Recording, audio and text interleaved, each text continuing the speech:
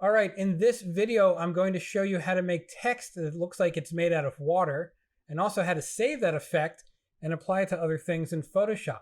And as an added bonus, I'll show you how to make a gradient. Let's go check it out.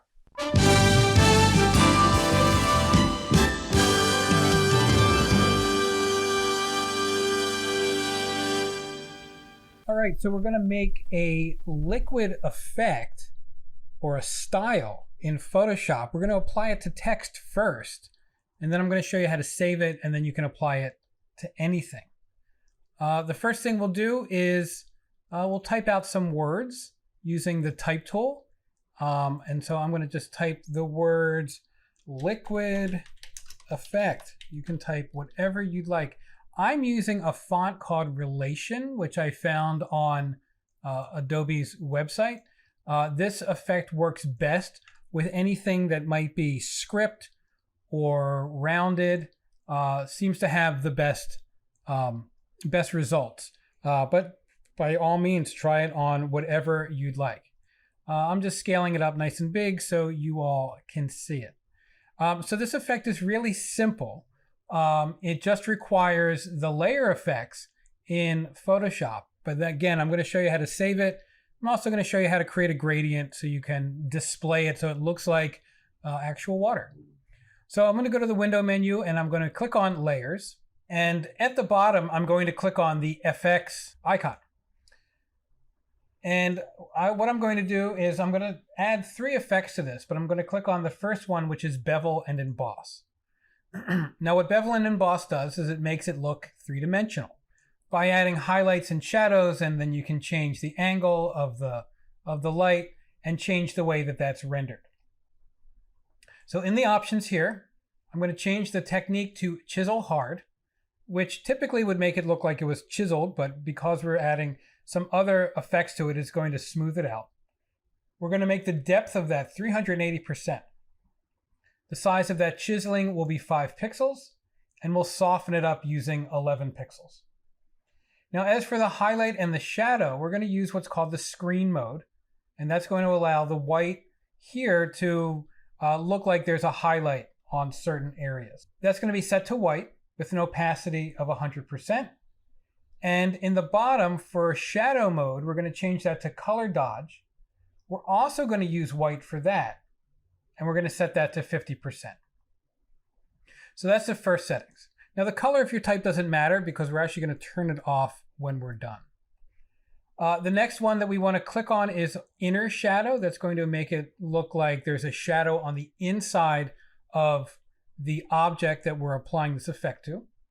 The blend mode we'll be using is multiply, and we're going to set that color to black, pure black. So you can just click on that and set it to black at an opacity of 40%. And what multiply is going to do is just essentially just going to exaggerate the color underneath to make it darker. The depth of that will be 5 pixels. The choke, which means the kind of the transition between light and dark, is going to be set to 0, so it's going to be really soft. And the size of that will be 5 pixels. The last thing is that we want this to look like it's 3D, so we're going to make it, we're going to click on drop shadow. In the drop shadow setting, we're going to also change the blend mode to multiply using black with an opacity of 75%, meaning that when the shadow sits on whatever the surface would be, it's going to accept some of the color behind it, but then make it darker.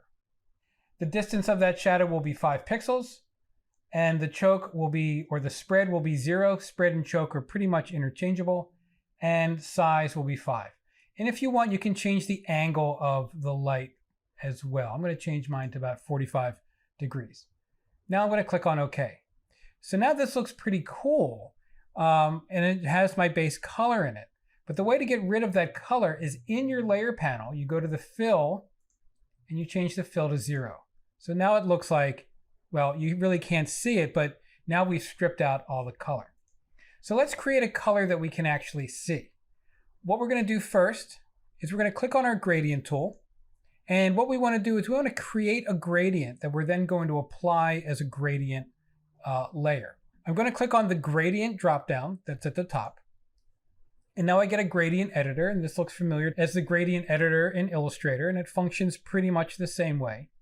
And I'm going to make a blue gradient, something that looks like water. So I'm going to maybe make a little like a light aquamarine here, and go to a maybe a somewhat darker aquamarine, something like that. You can use whatever colors that you want. Now you can add more colors to this if you want to have a different transition. That's entirely up to you as to how you want to do this. Most importantly, however, is that we want to save this. And I'm going to click on New, and it's going to wind up at the bottom of my gradient presets. And I'm going to click on OK. The next thing I'm going to do is that in my layer panel, I'm going to click on the background, and then I'm going to click on the image adjustments icon.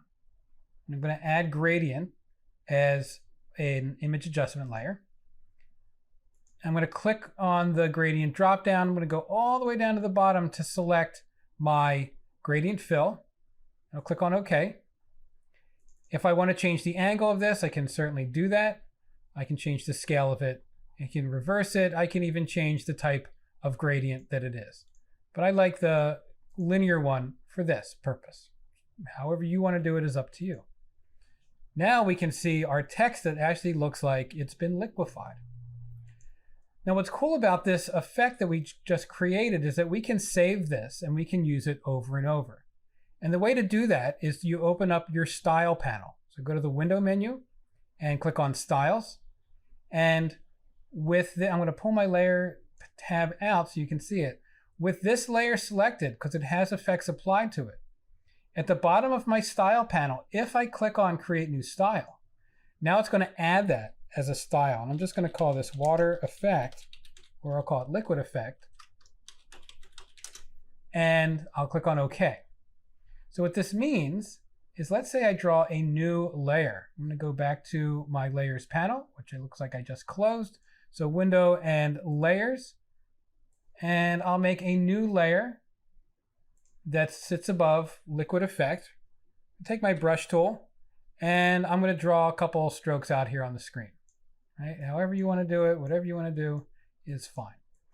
Then if I go to my styles panel and I click on the liquid effect style, it now applies that to this particular layer.